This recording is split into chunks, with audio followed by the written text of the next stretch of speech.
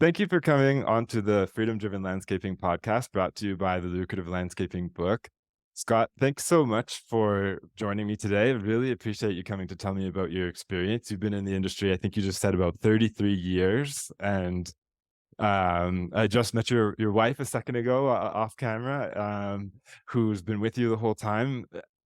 Please tell me a little bit about how it's been and where you're at now, what you've built so far.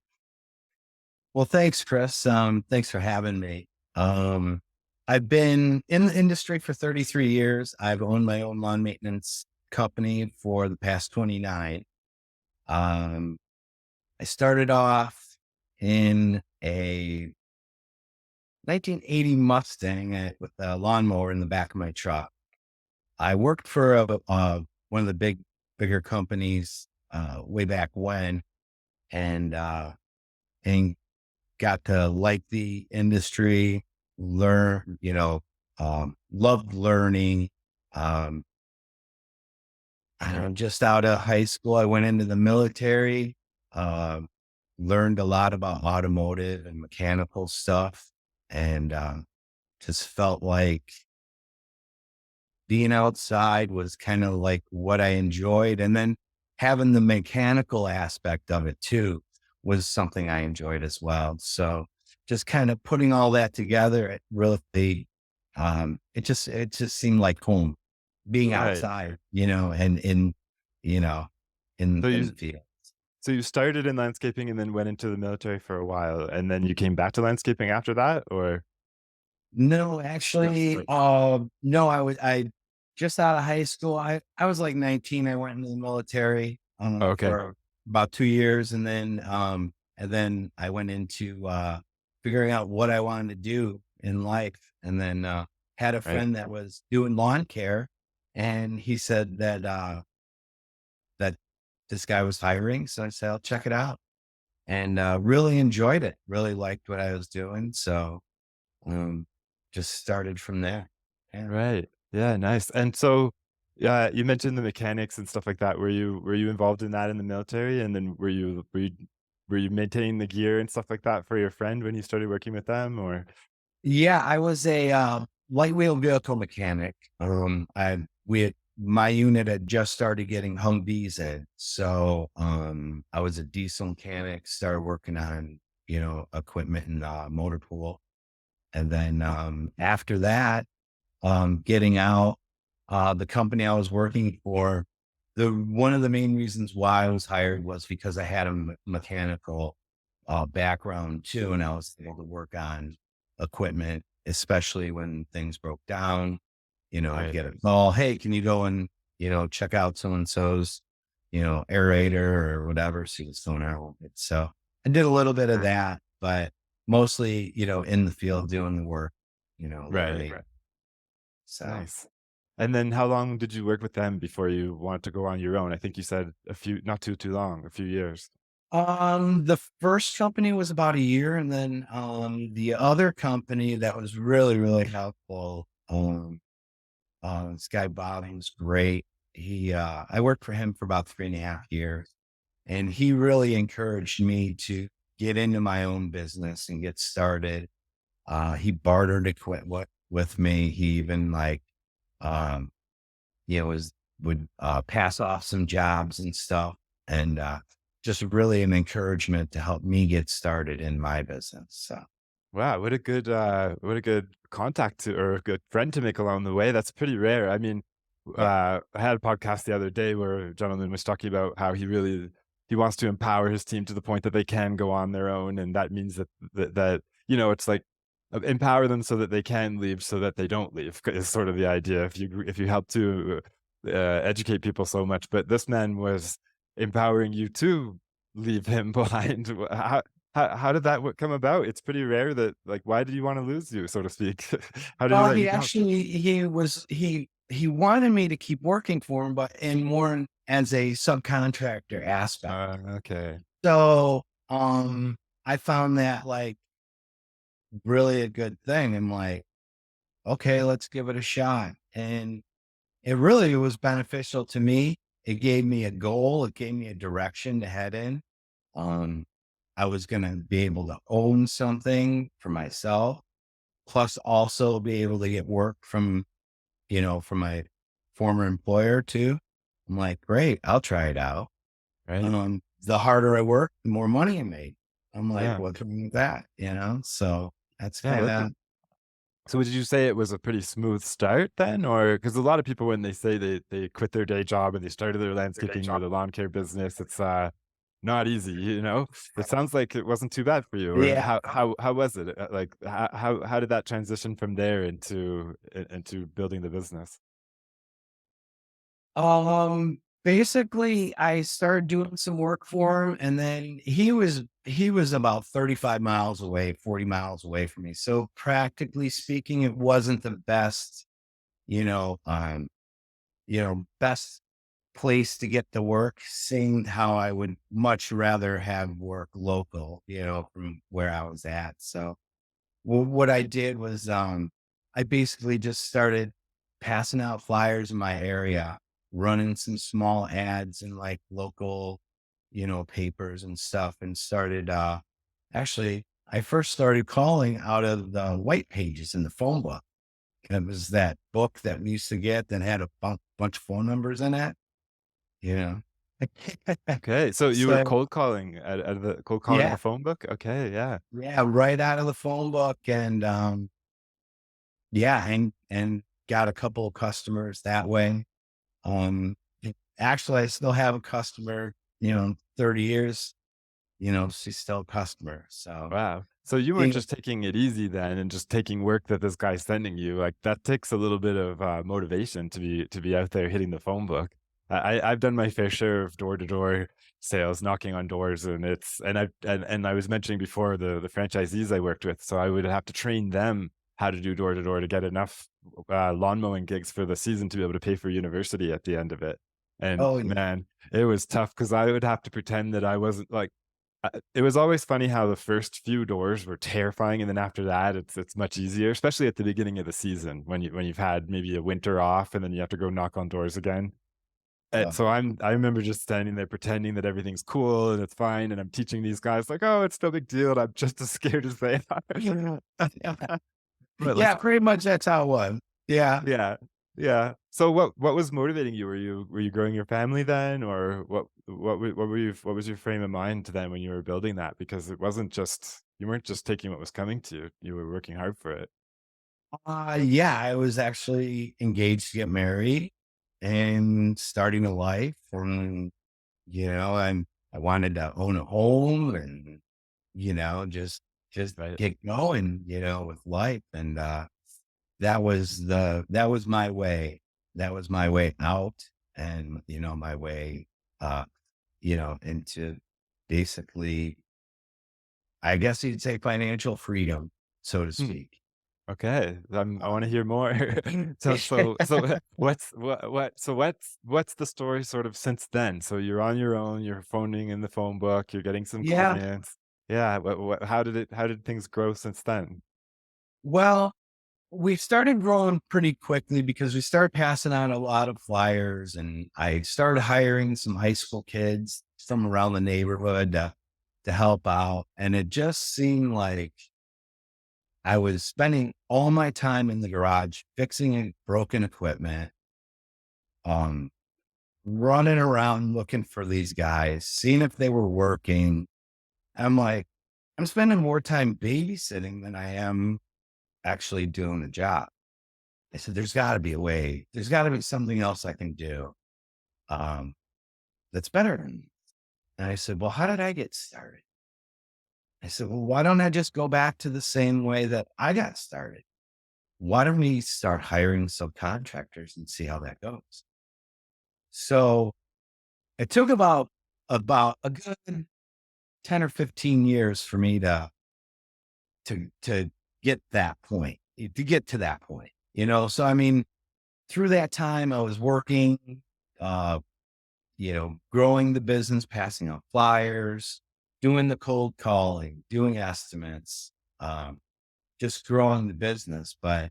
Um, but then it just got to the point where there's got to be something else. There's got to be a different way, different approach to it.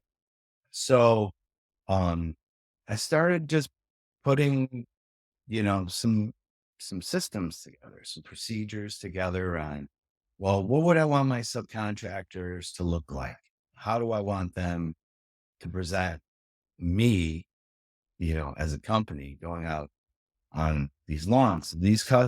My customers have called me. So I want to represent my business, how should I say, like, just presentable and respectful and honest and with integrity and, you know. So I put together like a subcontractor agreement. We put together a non-compete agreement. So we don't have these guys that we hire going out and like, taking getting a customer that's right next door that they see that they're doing the work. Um, so we have a non-compete that we work with them and, um, and as well, we do background checks too, so we try to cover a lot of aspects, with the subcontractors that we do hire. Um, they are professional on the lawn. Um, and I wouldn't have them any other way, so, um, So when you first tried it, did it go smoothly with your first contractor, or was there much of a yes. learning curve? Oh, it was good. Okay. Yeah, it did. It went really well the first time. So I said, if I can do it this first time, I can duplicate it. I can do this. So we really focused on, putting a better contract together. Um, and really just, making sure that the guys that we hire want to be with us. I mean, it's in their best interest. They're, you know, they're doing nothing but the work. They don't have to go back to the shop and fill out papers and, you know, deal with, client relationship and all that. It's like they just go do the work and they're done and they're happy and they get paid. So it's like, it's kind of a win-win, you Yeah. know? Yeah, it So sounds good. yeah, How have you managed, I have a few questions piling up here. I wanna yeah, know about the flyers that you did and maybe your uh-huh. cold calling pitch. I wanna get into that, but also, I love the marketing stuff, but from the client perspective of having contractors, do you have any trouble, or have you found a nice way to communicate that? Or, do they wear uniforms? Does it look like they're part of the company? I'm always wondering what's the best way to navigate that. we have 4 subcontractors now that we work with. Um, they all own their own business and they have their own accounts as well. So they wear their own uniforms. What I do is I always notify my clients that, we do have subcontractors that come out and perform the service on your lawn. We do all the customer relations, all the service call, that type of stuff. We'll go out and we'll handle all that. And they're completely happy with it. Yeah. Right. Some we have people that'll question it. Mhm. Sometimes we have to give reassurance. Other times they don't even question it at all. Right. What kind of questions would you normally do? I'm gonna dig it. I like to get the details because I'm always Sure. imagining that there's gonna be some guy out there who's gonna say, "I'm gonna try that." Like, what do I do? So, Sure. what kind of questions are popping up? And is there ever a fear that they're gonna wonder if they're paying a kind of an extra cost? Like, if they were to go to the provider, or the person who comes to do the fertilizer or whatever, if they were to go to them directly, would they get a better price or something? You know what I mean? Like, do you think is that an issue, or Not so much. I think mostly because I think on our end, on the landscaper part and the lawn maintenance part, we know the how much is involved in the office work, you know?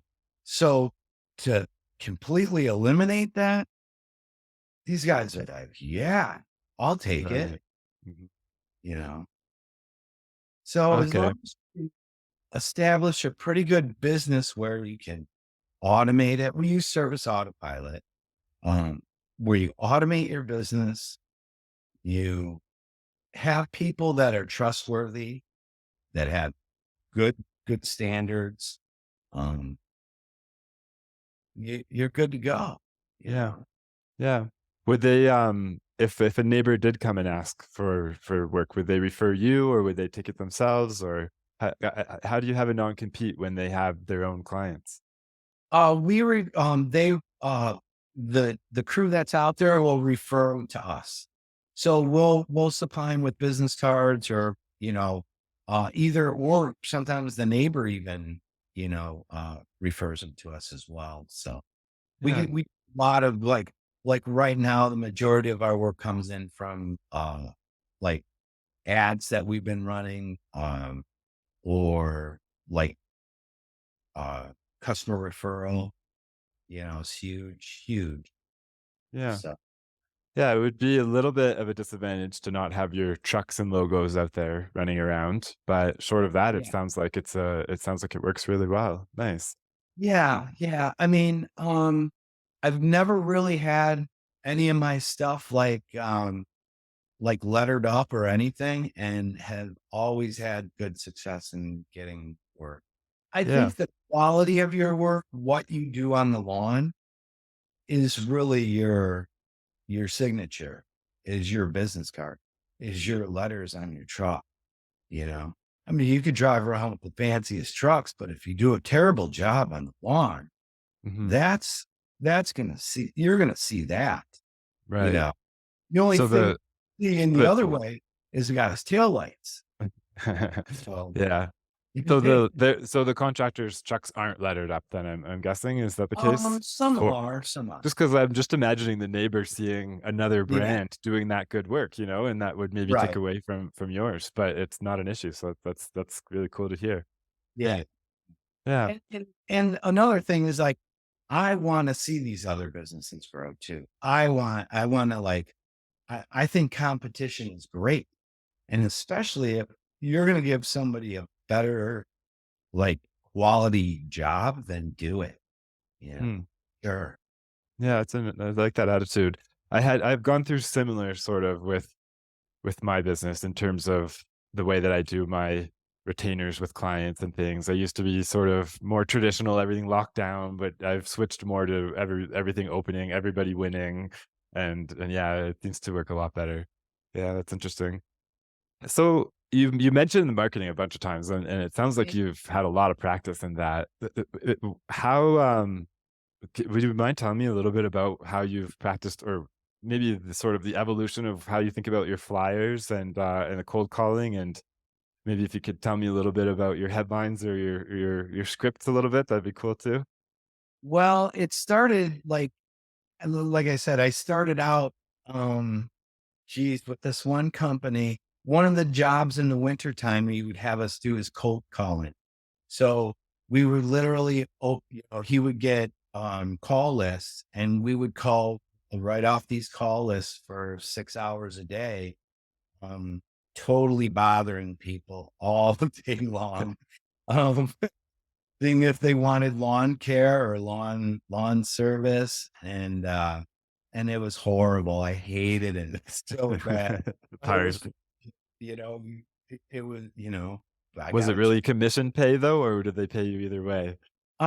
It was like commission pay, so Yeah, you that's tough. had to be there, so, Yeah, you had to uh, perform. You can't just dial it half asleep. Yeah. yeah, yeah, and even out of high school and stuff, I was working for, you know, uh, doing telemarketing, for waterproofing companies and stuff like that, Okay, so you're a so salesperson at heart then. You've always been into that, it sounds like. yeah, I think a little bit, yeah, Yeah, and, yeah. so it just kinda, when I started my own business then, I'm like, well, hey, I'm gonna do what I know. So I started back then and started doing cold calling. And then when I was working for the companies, he would have people deliver flyers for him and stuff. And I said, well, hey, I have a whole bunch of family that would love to pass out flyers for me, and so I had them do that for a couple years, and we had there were times that we were passing out 20, 30,000 flyers in the season, and really getting, good responses. At the time, I was doing like lawn mowing and aeration. I wasn't really doing lawn care or anything like that.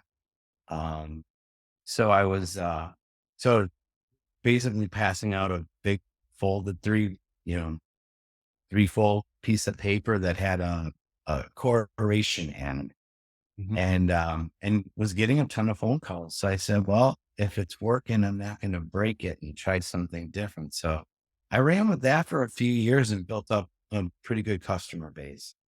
And, and then of course with, computers coming in and, I'm like, I wanted things to, be a little more streamlined, a little more easier. So just started learning a lot about like how to market, like online, just, you know, doing the YouTube university thing, where you just try to learn as much as you can about everything, and I learned a lot about um, building a website, just basically everything, and just really enjoyed doing that and really found a passion with it. So um just kind of headed in that direction, and just um started a little bit with Google ads, placing a couple ads. Still have no idea how to do that accurately. I think, you know, I'm basically ready to hand that over because I'm lost there. But I just run a little bit of ads on like Facebook and, you know, um, some next door ads, so little stuff here and there. And it really seems to gain traction, and yeah, and Were like there I any said, were there any oh, particular aha moments along the way with the flyers? I mean, so actually, I love talking shop about the flyers because I find them, mhm, I don't know, I did a bunch of them myself as well, and I tried I hand delivered them, and I hired, Canada Post at one point to deliver them, and I hired a service to deliver them. The service, I'm still not sure if they ever got delivered. The Canada Post worked well, except it was kinda tricky to pick exactly when they went out, and I found that if it was rainy when they went out, they didn't work at all. Have you noticed any of these kinds of things in doing it yourself? yeah, absolutely. When you pass it out, it's timing is everything. I mean, um, towards the weekends, warmer weather is better than trying to, you know, where I'm at in Chicago, outside Chicagoland area, western suburbs of Chicago, you know, March could be snowy still. So you don't want to be tromping through people's snow and all that to pass out a flyer about lawn care. And Yeah. you got 6 inches of snow on the ground. So it's a hit or miss, thing. And yeah, I always tend to try to make sure that it was like a warmer, like a weekend, something Friday, Saturdays, even Yeah. some changes may seem, but Mhm. people are more attentive to, you know, to just, looking at it instead of like throwing it out and, Yeah. right in front of you too, so Right. Yeah, yeah, no, I found similar. We had it was some days it would work great, and then other days it just didn't work at all. You know what's interesting though is since a long time since then, and I was similar with Google Ads. I was lucky to get into them before they were expensive. I'll put it that way. When I started with them, you could basically just throw anything at the wall and it would work. Now, not quite. So I don't know if I would be as much of an expert on them as I am now if I hadn't gotten started then. But we were able to see in the data of when people are actually searching for things, and it like lined up so well with what we were seeing with the flyer delivery. I haven't actually done it yet, but I don't think it might be overkill, but you can actually program the ads to adjust the bids based on the weather, and I've always wondered if it would be worth the experiment to just really like decrease the ad budgets on rainy days, because yeah, that's what we saw with the flyers. But then the funny thing is, like sort of the urgency that's required for people to reach out for these services. We found that like the cost of acquisition on these clients in the early season Well, easy way to look is you can go on Google Trends and just look up like lawn care in your territory. And then if you look at it over the last 5 years, you can see where the spring spike is. If you're in an area like you where you have a big winter season, Yeah. and that spike is like before the spike, cost of acquisition is like double. After the spike, cost of acquisition is like half. And it's Oh, just so yeah. funny. The early birds that are kicking tires in March, they're the worst. They're super expensive. They never buy. And it's like, it's funny because when I'm managing people's marketing, everybody's like, it's spring, like, get it going, get it going. I'm like, no, no, no, we gotta wait, we gotta wait, we gotta wait. And now, and it's like, Yeah, as absolutely. soon as that spike hits, they're trying to have it happen before the spike so they can spread it out. And we do that too. We'll purposely not ride the spike and then even it out after it, but we never Okay. do it before. Before is always like massively more expensive. It's just so funny to see to have gone from the offline world into the online world and then see those numbers kind of come through. It's been pretty cool. I'm always Yeah. interested in those observations. Did you ever find that any particular well, I mean, you must have found that, 'cause, like, you can't do, cold calling without figuring out what kind of messaging is gonna work better than other messaging. What did you what's how do you open what's a good opener for these kind of services? Or what kind of conversation like, how do you talk about it with these people? It's probably pretty obvious, but sometimes it's the Yeah. obvious things that are like to you, it might not seem like anything, but it's like sometimes the obvious things are what we need to know? Honestly, I haven't cold called in 25 years. Yeah. So, to remember something like that, Gotta be like riding a bike. Bring, bring, it's ringing. Hello. So you, boy. uh, off the top of your head, no idea. I imagine it's pretty straightforward. I did it a little bit. It's kind of like, do you have time to talk or some kind of opener like that? And then Yeah, I believe it. Yeah. Yeah, I think it was something along those lines, like, how's your day going? Or, mm, you're calling right. with, oh, yeah. Yeah, pretty clear, to the point. That's how I did the door-to-door sales. Some guys had all these tactics. We would just be like, "Hey, this is what we have. Do you want it?" And, like, at the time, we were students, so it was like, "We're students, so we're cheap. Maybe you can trust us." Like, we were Yeah. very trustworthy, but that was our pitch. It was bad, but yeah. Well, back then too, we had sort of an advantage because we didn't have the caller ID. So a lot of the people that you're calling, it was a surprise to them to hear from somebody. Right, So they didn't get a heads up on, oh, here's a telemarketer calling, or a, lawn maintenance company looking for work. right, So yeah. right.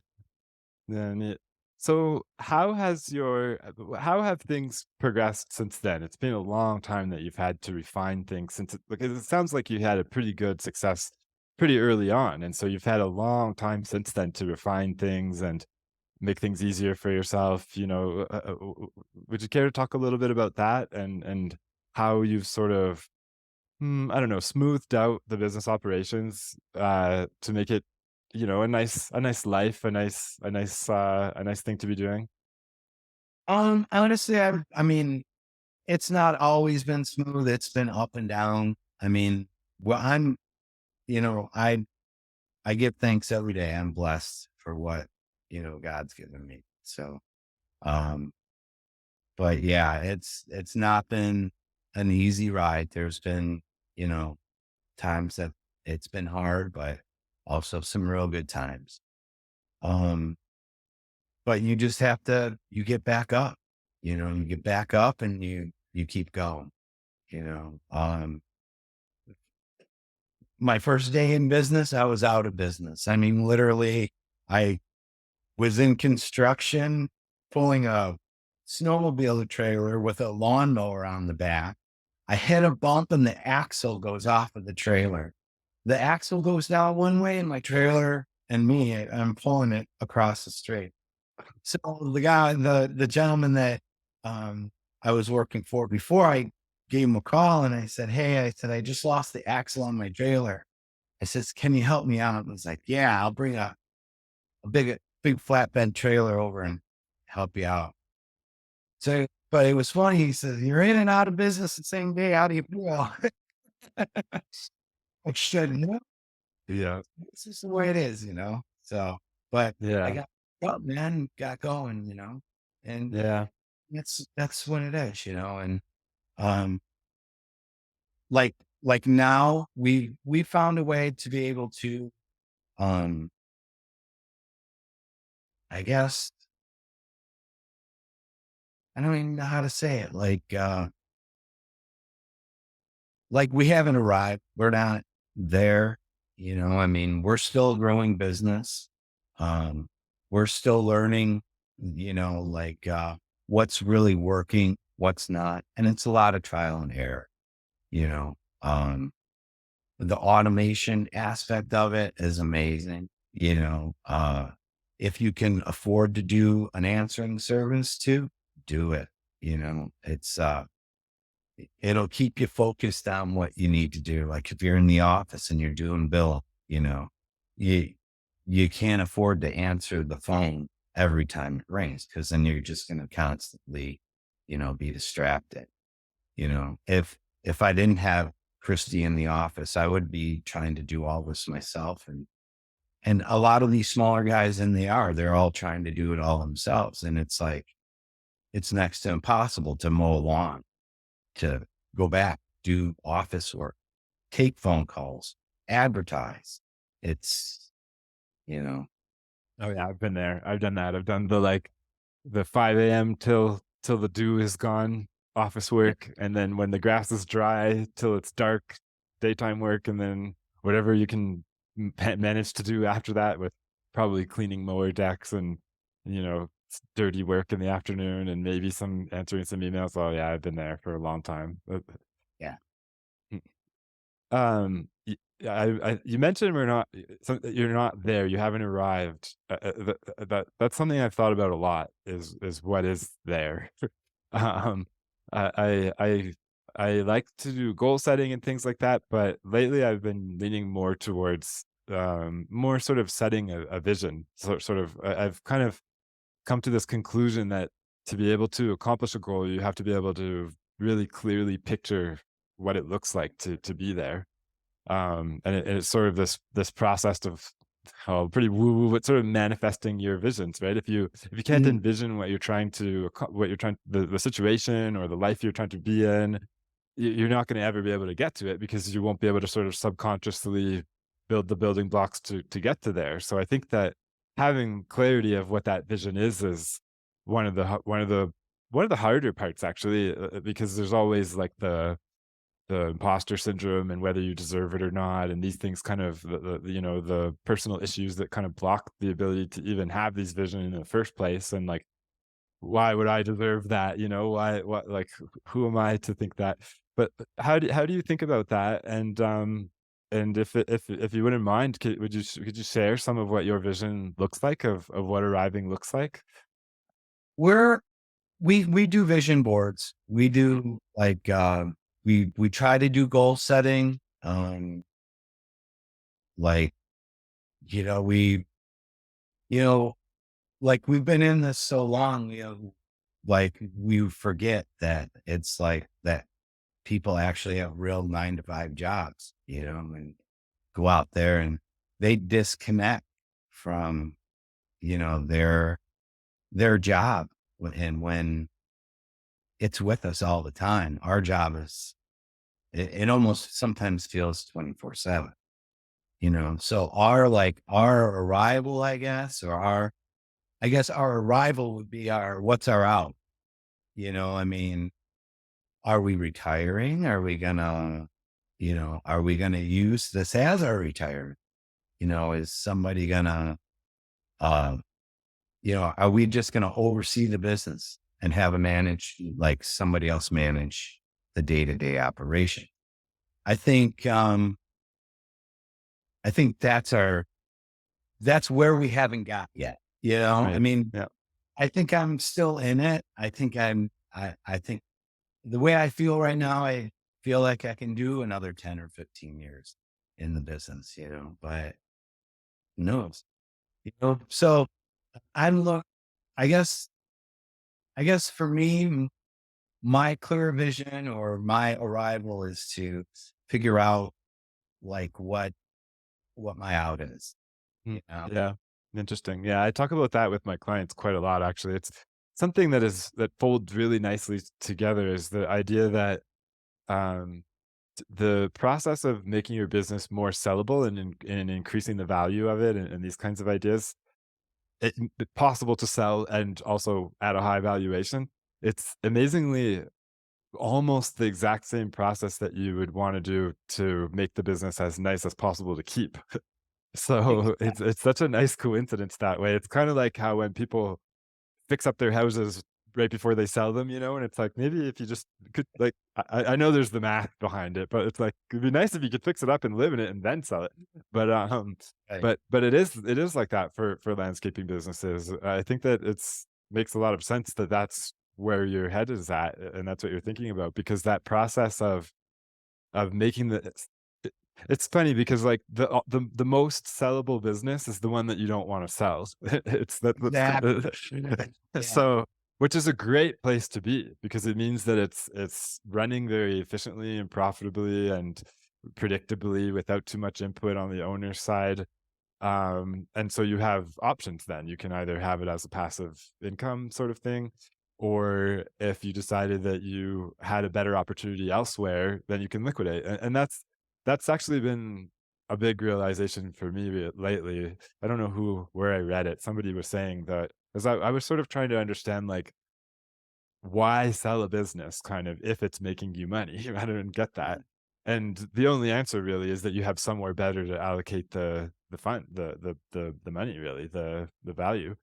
So if you can get to a point where the business is running so nicely and smoothly and there's nowhere better to allocate it, then there's no point in selling it unless there's like short-term cash or something like that. But you know what I Right. mean? So I always thought that it was kind of nice that to make it sellable is also to make it nice to run and also to make it healthy and to make it good for it's the funny thing though that I see that's sort of I like to find things that are counterintuitive. I don't know why. Is a lot of people who set out to build the business to sell it in the first place are the ones who get the worst valuations, it seems. Maybe not always. If they're super business savvy, then not the case. But a lot of people who are just in it to sell it, where they're like, I'll get clients popping up being like, yeah, I've been in business for 2 years. I just want to build it up as fast as I can and sell it. It's kind of like, I don't know if I want to hitch my wagon to that, like I don't Yeah. see those as like it's a service business. We're really making relationships with people and things like this. It's not like just a tech product or something that has no heart to it, Yes. so Absolutely. Yeah. yeah, I think that's kind of interesting. So, like, the idea of making the business as nice for you as possible, that also has the side benefit of making it sellable. I think that I don't know, I'm repeating myself, but I think that's cool. Yeah. Oh, I mean, absolutely. I mean, our clients are like our family. I mean, and we treat them that way. I mean, we like they're. I mean, geez. I mean, they've been with us the whole time. Like half of my clients have been with us over 10 years. Wow. More. Yeah. Yeah. I mean, and we probably service about 500 plus clients. So Yeah. Yeah. you know, we. That I mean, was that was one of yeah. the hardest parts for me was the combination of longevity of clients and the likelihood of clients to be elderly, meaning your clients are dying all the time. That was really that was tough for me. I still have a tough time thinking about some of those people. Even to the point that when I sold my business, I didn't sell it to the highest bidder because I didn't think they would look after my beloved clients as well as I was really happy I did sort of a blind auction because I didn't have to sell it to the highest bidder. I was able to sell it to well, actually, the highest bidder was kind of a funny story. I Googled his name and it was like, it was, he showed up as having court documents for burglary. And it was like, okay. So I emailed him and was like, found this link when I searched your name. Like, good chance the clients are going to search your name. Hopefully, you can confidently tell me that that's somebody else with the same name. And I just never heard from him again. And then the second highest bidder, they were just a bunch of bros. Look at like they did drywall in the winter and we're trying to find something for cash in the summer. So I don't know. I didn't think So I ended up going for a third bidder, which was a guy, kind of interesting guy actually. He was he's in a small town outside of Ottawa, Canada, and he's sort of built this whole conglomerate of jobs for his extended family. So he's like the king of this town with all these little, like, to find them jobs, he would buy the company and give them the job kind of thing. And so Wow. it was kind of neat. Yeah, neat Yeah. situation. Um, I don't know. I lost my train of thought on that. but, but yeah, no, it's an interesting journey for sure. What what would you say, you mentioned some challenge in overcoming them. Are there any ones in particular that people following in your footsteps you would recommend that they could avoid falling into the pitfalls that you've fallen in? Um,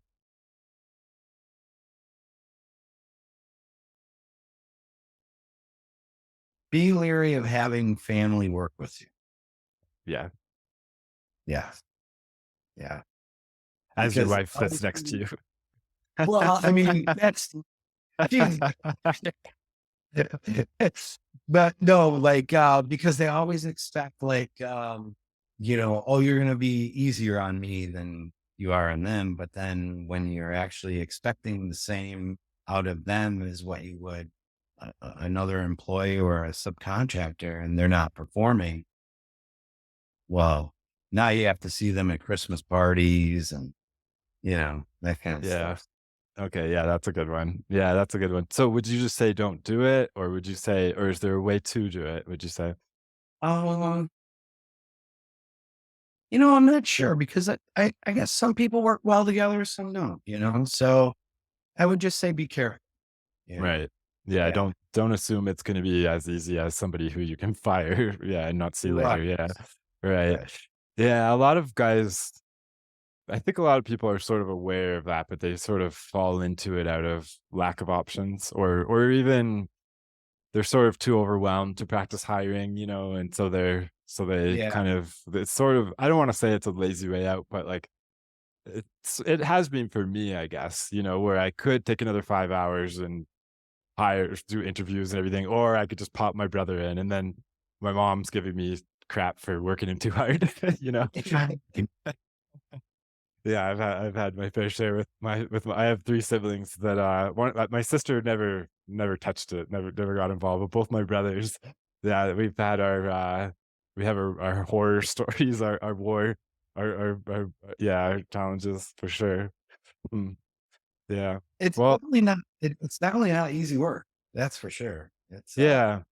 Are you still actively hiring for contractors, or are you pretty set for them these days? actually we are. We're still hiring contractors this year. Actually, I'm taking more of a sales marketing role in the business. I'm um, stepping back from, doing all the field work. So it's a little bit of a transition this year for me. Um, Congratulations. yeah, thanks. Thanks. I don't know if I'm liking it. I like being out there, If I had any advice for that transition, it's you look to be okay from what I can see, but it's going to the gym. I went from, getting 1,000,000 steps a day to nothing for a few years, and I had a severe depression come from that transition, I think. So, yeah, being really aware of how your body's handling the physical change, that's something I would recommend for sure for anybody making that transition. Yeah. Yeah. Yeah, definitely. Even though the lawn maintenance and, working outside is a physical job, I still over the last 8 years, I've, started doing yoga and exercising and working out, and, it's it's really amazing how I thought, "Oh, well, just by doing lawn care, working outside, I'm physically fit. Not a chance." Right. Yeah, not a Yeah. chance. That's a good Yeah. point. Yeah. That's a good point. Compared to weightlifting now, and that compared to just getting a lot of steps, I was pushing a lot of mowers. I was, like, very trim, like, there was no Yeah. fat on my body, but Yeah. yeah, it wasn't the same. I don't know that I could a advise my previous self to go to the gym on top of what I was doing, at Well, some okay. Yeah. Did you ever have it where you'd wake up in the morning and your legs are still tired from the day before? I had, like, years of that where you would wake up like, you need a really good weekend to actually not get the tiredness to get the tiredness out of your legs. Yeah. Yes. Yeah, that's And your hands just felt like they were just grabbing onto something, even the next day after true. holding on to lawnmowers. Interesting. I didn't have too much of that. I used to have in the olden days with the mowers that vibrated too much, I would get that weird vibration in your hands from too much of Yes. that. Yeah. Oh, Yeah, yeah. the old gag mowers and the oh, what were I don't know, those other ones that you For me, stand it was up. like 40-year-old lawn boys. We couldn't turn them off between the two-stroke lawn boys. They were bomb-proof, but once they turned on, we couldn't turn them off, so we'd run them around the block still running. Yeah, the old days. That's fun. Well, I'm seeing our time ticking down here, so thank you very much for coming and speaking to me today. I really appreciate it, and I think there's all sorts of some nice ideas in there to share with people, and I'm sure they'll enjoy watching, our conversation today. Was there any last ideas you'd wanna share, in conclusion, or anything that you'd wanna say to pass along to the industry? Just, yeah, be honest with people, and integrity really stands out. Customer service is number 1, you know, and, it's harder to get a new client than it is to keep one, that's for sure. So, just stay honest with them. That's So, great. No, that's yeah. great. Thank you very much.